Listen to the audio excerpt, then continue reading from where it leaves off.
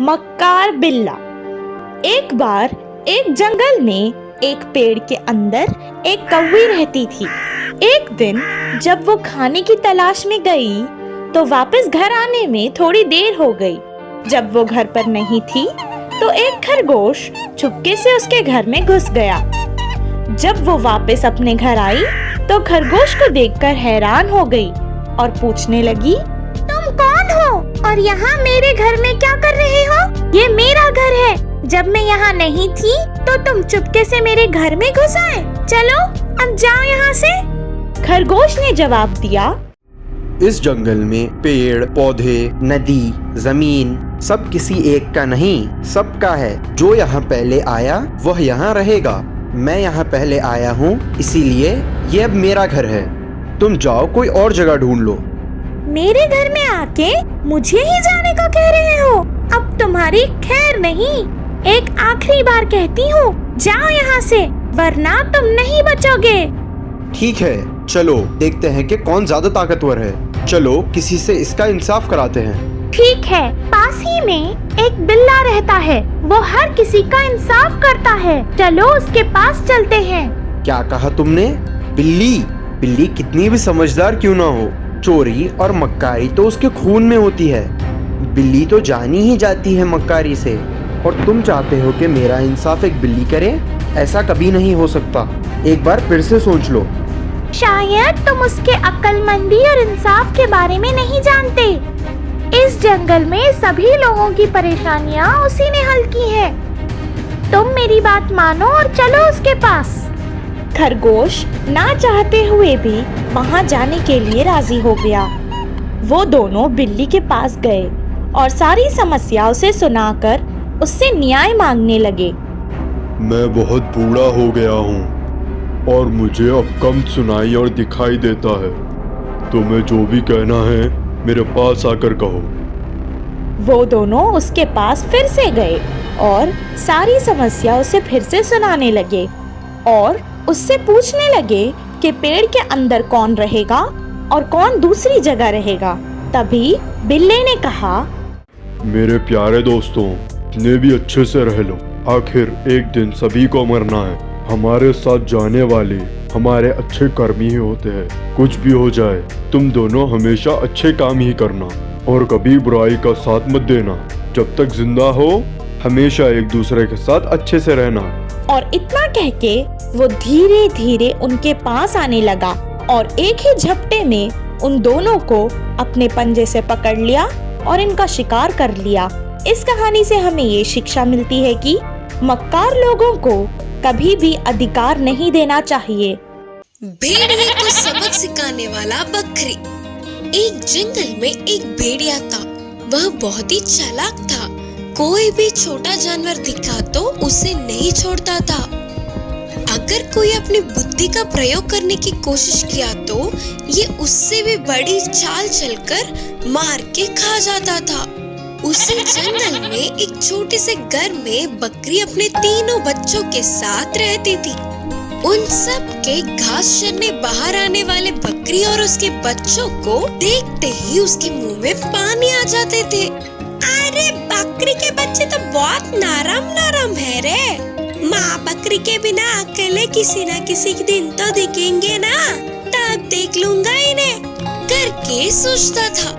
उन बकरी के बच्चों को खाने की अक्सर भेड़िया कोशिश करता था, लेकिन हमेशा माँ बकरी के साथ होने से वह कुछ भी नहीं कर पाता था।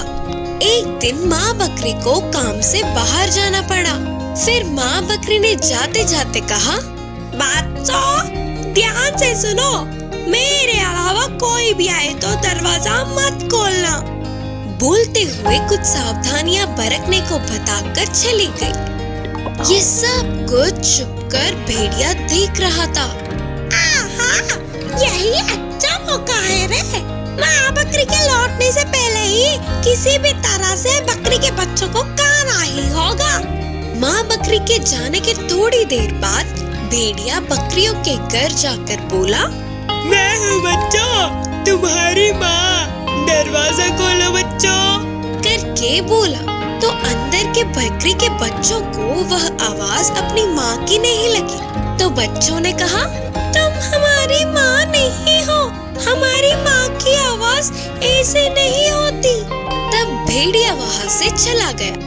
थोड़ी देर बाद दूसरी चाल से फिर से आकर बकरी की आवाज बदलकर बोला, दरवाजा खोलो बच्चों। माँ वापस आ गई करके दरवाजे के छेद से बच्चों ने देखा तो उसके पैर काले रंग में दिखे। बच्चों ने कहा, तुम हमारी माँ नहीं हो, हमारी माँ के तो सफेद पैर होते हैं। तब भेड़िया ने सोचा, अरे क्या रे, ये तो बच्चे करके सोचा तो ये मुझसे ज्यादा चालाक हो रहे हैं। अब मैं बताता हूँ इन्हें। सोचकर तेजी से जाकर पैरों को सफेद रंगवा के फिर से आया और बोला, चल चल के पैर दुख रहे हैं, दरवाजा खोलो बच्चों।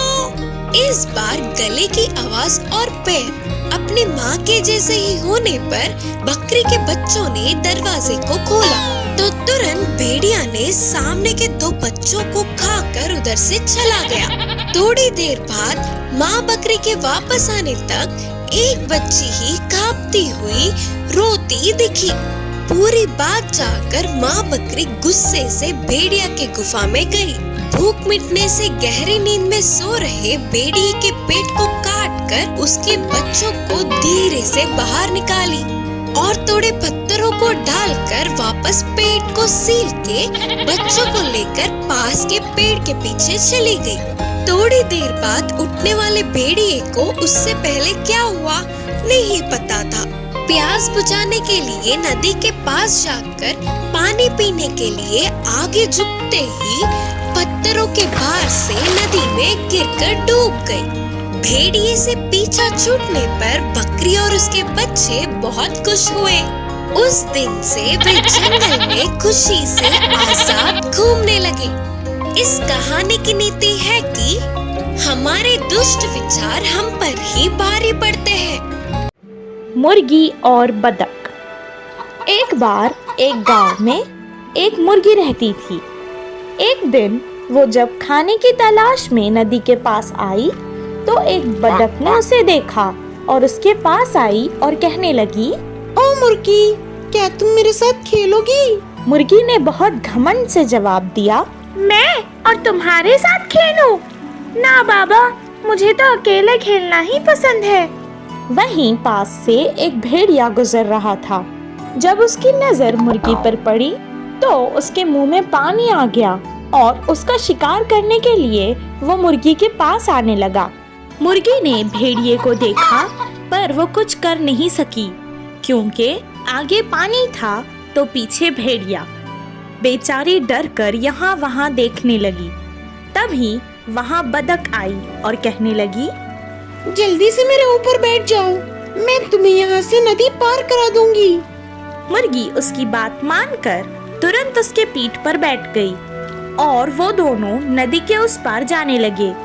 भेड़िए ने उसे देखा और वो बहुत उदास हो गया और वहाँ से चला गया। मुर्गी बतख से कहने लगी, मैंने तुमसे खेलने के लिए मना कर दिया था और तुमसे बहुत बुरे लहजे से बात की थी, मुझे माफ कर दो। उस दिन से वो दोनों बहुत अच्छे दोस्त बन गए।